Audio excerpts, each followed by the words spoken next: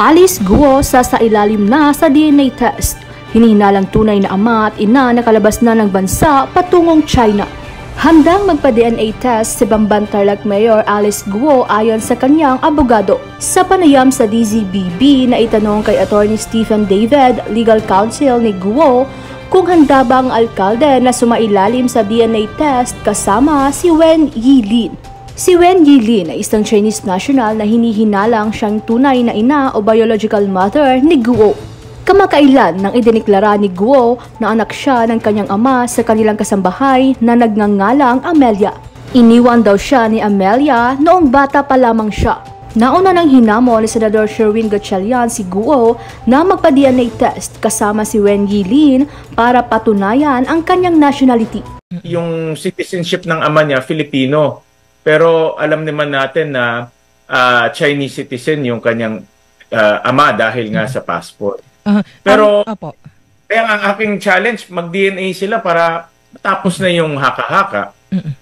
At malabo na rin ngayon, sa ngayon dahil nagtanong kami sa Bureau of Immigration, si Lin Wenyi at si Guo Jiangjong wala na pala sa Pilipinas, bumiyahe na sila papuntang sa ibang bansa. So hindi na natin sila makikita dito. Una-una, itong dalawa Chinese citizen.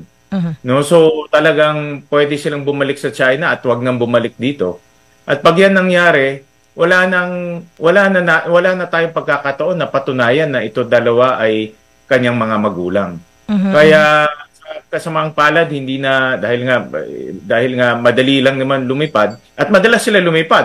Nakita namin sa mga flight records talagang halos isang beses sa isang buwan umaalis sila, kaya hindi malayo yun. Pero sa ngayon, wala na si Li Wenyi sa bansa, kaya mahirapan na tayong pa-DNA sila. Unang-una, ang pinakamaganda sana ay nag-DNA test si Li Wenyi at si Mayor Alice Guo. Kasi kung malaman natin yan, kung positive yan, mag-ina talaga sila. So kung mag-ina sila, ang ibig sabihin yan, ang tatay niya ay Chinese, ang nanay niya ay Chinese, lalabas na Chinese siya. Dahil sa bansa natin, sinusundan ang dugo o yung bloodline. Yes, kung ang magulang mo dalawa ay ibang lahi, ikaw rin ay magiging ibang lahi. Sa Amerika kasi, Nympha, iba, di ba? Pag pinanganak ka sa Amerika, yes, automatic American citizen ka na no? So dito sa atin, iba yung sinusundan natin. Mahalaga na mapatunayan nating, dapat mapatunayan kung ano yung kanyang nationality. Dahil ngayon sa mga ganitong panahon, ang birth certificate ngayon ay nagiging basic document na. Sa birth certificate, pwede kang kumuha ng passport, pwede kang kumuha ng employment records. Kung mag-a-apply ka, hinihingi ngayon ng birth certificate. Pwede kang bumili ng lupa, no? At ngayon pwede kang kumandidato. At kung ang pagkandidato mo, ang pagbabasehan ay yung birth certificate, ay pwede kang tumakbo ng kahit anong posisyon At ako naniniwala itong si Mayor Alice dahil nakita ko naman sa kanyang Facebook aktibo niya.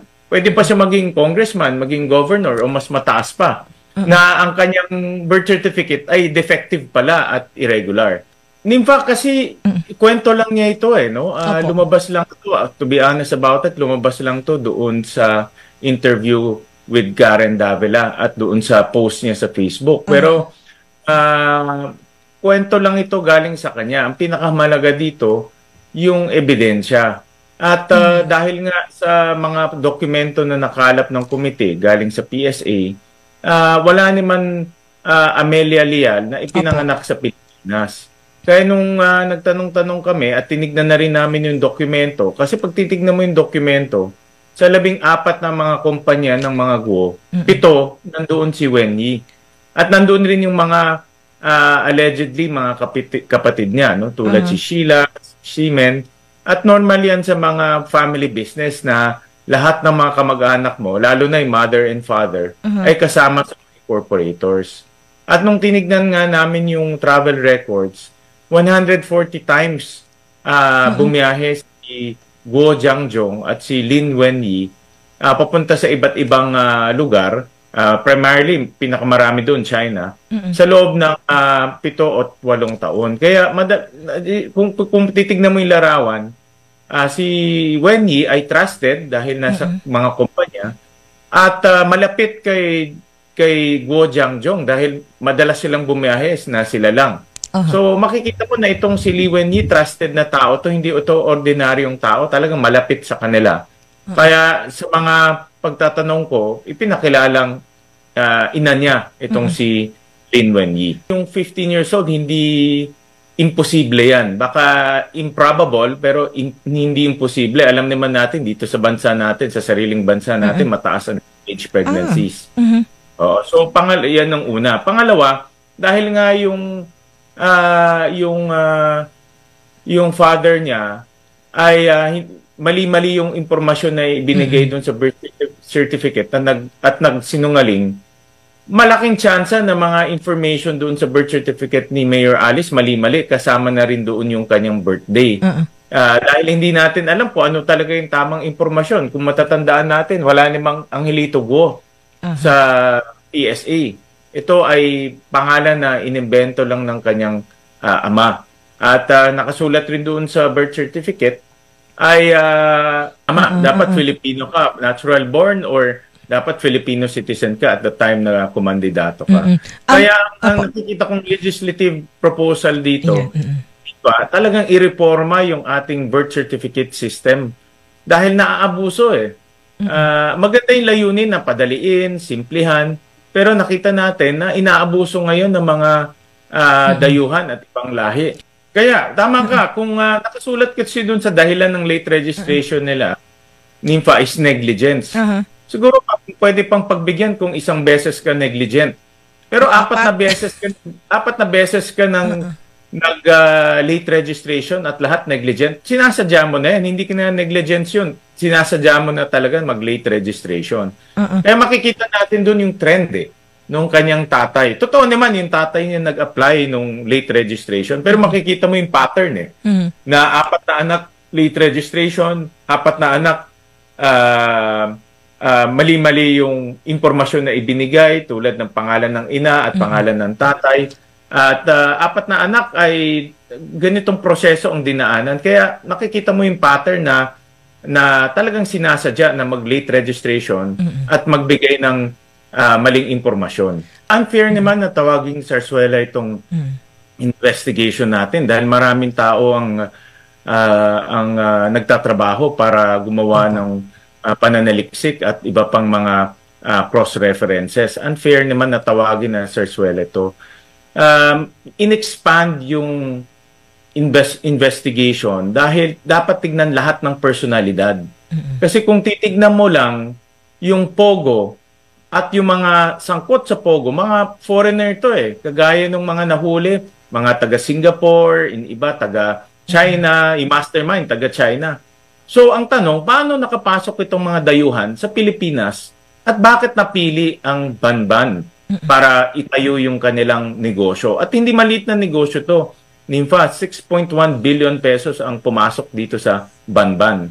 Kaya ang tanong, sino ang nagbukas ng pinto? Ang tawag ko nga enabler. Sino ang naging enabler? Sino ang nagbigay kumbaga ng direksyon dito sa mga dayuhan para makapasok? Yung dayuhan kasi hindi naman taga dito yan. Iba nakatakas na nga, baka bumalik na sa kanilang bansa. Pero merong mga tao na nagbigay ng ideya sa kanila. May mga tao na kumbaga binuksan yung pinto para sa kanila at nakapasok naman sila dito sa ating bansa. Kaya in-expand namin. At ngayon, nung in-expand yung investigation, nakita yung pangalan ni Mayor Alice Guo, nakita rin yung pangalan nakita rin yung problema sa kanyang birth certificate. At dahil nagkaroon ng problema yung birth certificate niya, tinignan na rin pati yung sino ba gumawa ng birth certificate. Tatay niya yung gumawa nun. So dapat ma-expand dahil ako ang aking pag-aanalisa, dugtong-dugtong to Yes, sir. Dugtong-dugtong to at makikita natin sa bandang huli na lahat ito hindi ito coincidental. Talagang may plano at magkakasama itong nangyari sa Pogo at itong mga ginawa ng kanyang ama. Sigurado akong sindikato ang nagpatayo nun. At hindi ito mga ordinaryong sindikato, mga professional to. Talagang alam nila kung ano yung ginagawa nila. At malakas yung loob nila. Magtataka ka Ito tinatanong ko madalas sa sarili ko. Bakit Bamban? Bakit hindi sa ibang lugar? At kung makikita mo yung development doon, napakalaki. Sabi nga ni Mayor Alice ko, condominium mo yung iba. Pero alam naman natin, yung Banban, hindi naman, hindi naman urban area to, no? Agriculture-based area to. Parang imposible naman yung mga magsasaka ang bibili ng mga condominiums doon at pupunta sa shopping mall. Kaya maraming mga nakakapagtaka na bakit doon at maraming nakapagtaka ng mga aksyon na parang hindi mahirap masagot eh. Yung posibilidad na Pogo money ang tumakbo para magkaroon ng Pogo politics, malaking posibilidad yan. May nabasa lang ako kahapon, pinadala sa akin ng isang kaibigan ko galing Malaysia, na itong money laundering sa Southeast Asia, dahil sa Macau, naghigpit ang Chinese government eh. Yung mga sindikato doon, hinigpitan talaga. So nagtakbuhan sila. Pumunta ngayon sa Pilipinas, sa Cambodia, sa Myanmar. At dahil sa Cambodia at Myanmar, alam naman natin ang sitwasyon doon pagdating sa politika medyo shaky. Nagtayo sila doon. At nagtayo rin sila dito sa Pilipinas. At ang aking pananaw nga, aking pag-aanalisa, na itong sa Banban, umpisa lang ito sa malaking Pogo Hub na gagawin nila. Kumbaga, itong sindikato, napili ang Banban na itayo, dalhin yung pera nila, magpatayo sila ng Pogo Hub, pero yung Pogo Hub na yon, ang sa likod ay scamming activities at mas malaking money laundering. At dahil sa laki ng perang pumapasok, siyempre, naghahanap rin sila ng mga kaalyado nila. At marunong rin sila. Sabi nila kung ang pinakamaganda siguro ay maglagay na tayo ng tao sa gobyerno, sir. Gobyerno para maproteksyonan tayo. Hindi malayo yun.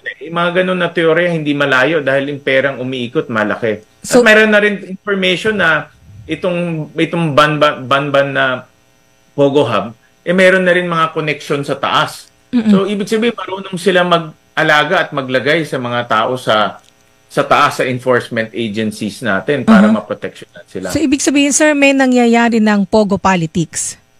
Meron nang nangyayari. At itong mga sindikato, NINFA, magagaling to eh.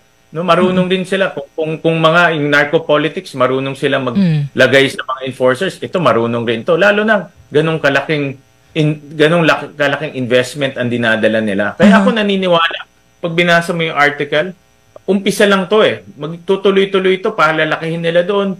For all we know, ang next Pogo Hub ng Southeast Asia nandito sa Banban dahil may protection silang nakukuha.